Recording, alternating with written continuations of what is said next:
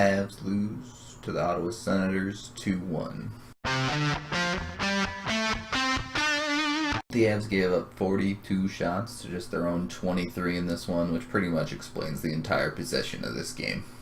Of those 23 shots, 10 came in the first period, and a significant number of those either came from the point or outside the circles. Pretty low quality scoring chances overall. Offensively, besides the usual suspects, it looked like 80% of the Avs roster was pretty much just mailing it in tonight. 8.5 minutes in, Ottawa's going to take the zone by shooting the puck towards the far boards. It's going to come to Burrows. Burrows gets the zone entry. Seems pretty innocuous, but somehow winds up in the back of the net.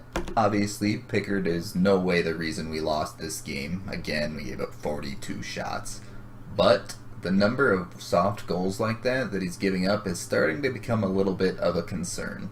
And I know that one was tipped eerily similar to some of the other ones that he's given up where the Avs get their stick on it.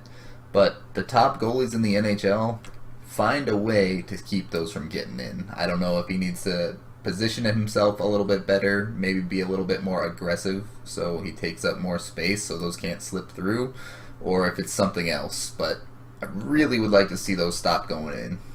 Sens and Avs trade penalties through the rest of the first. Nothing really comes of it.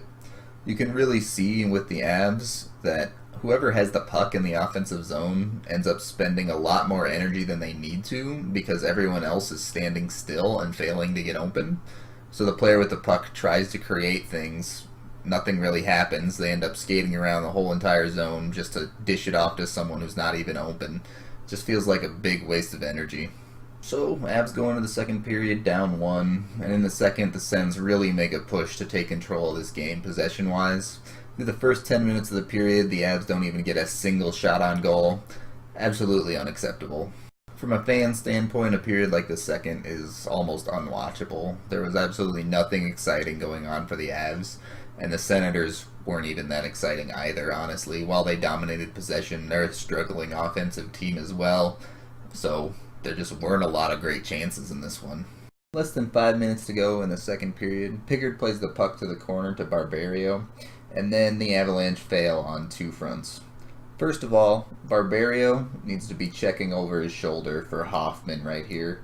He has to know that he's coming in on him so he can make a play quickly or at least avoid getting the puck taken away. And secondly, you have both Weirkosh and Nieto right here. They should be aware that Hoffman is coming in on Barberio, and they should be letting him know that he's coming. With no communication, it's hard to know what's going on up the ice, and Barberio just isn't ready for him. So Hoffman comes in, activates stealth mode, takes the puck away, finds Burrows, of course, and Burrows buries it. Second of the game for Burrows, and if you didn't know, he was acquired at the deadline by the Sens just the day before the game. Kind of feels like the hockey gods mocking the Avs for doing basically nothing at the deadline, huh? Avs get a power play late in the second. They don't score, but it is worth noting that the best player on the power play was JT Compher. This is Compher's first NHL game ever, so the fact that he's looking the best of anyone on the power play, it kind of explains how much people are mailing it in. The reason Compher looked so good on the power play is he was moving his feet. When he would get the puck, he would find space and skate into it. That would drag players to him, creating an opening. He would pass it to the open player, who would now have even more time and space. Obviously, a goal didn't come of it, because he was the only one really putting this to any good use.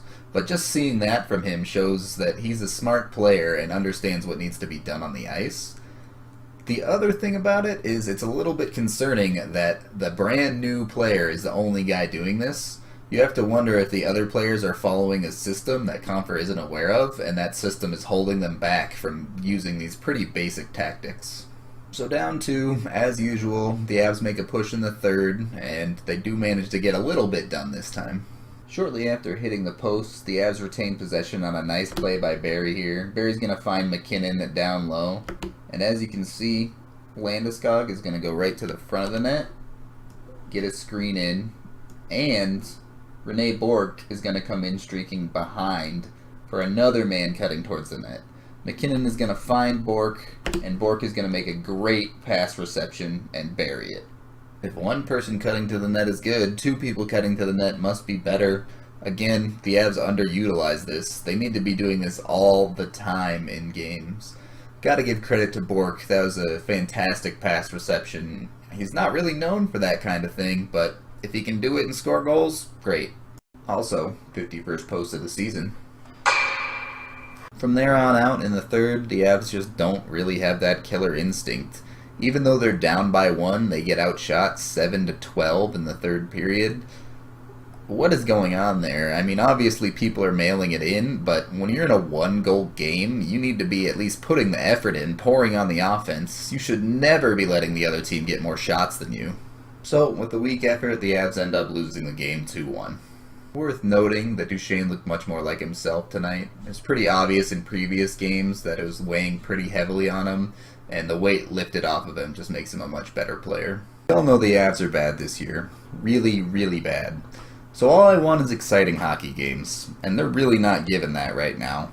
If you lose a game 6-5 and you lose a game 2-1, they're both losses, but one's a whole lot more exciting than the other one. Who cares? Just throw everyone on offense, play 5 forwards on the power play, get some goals scoring, that's all I want.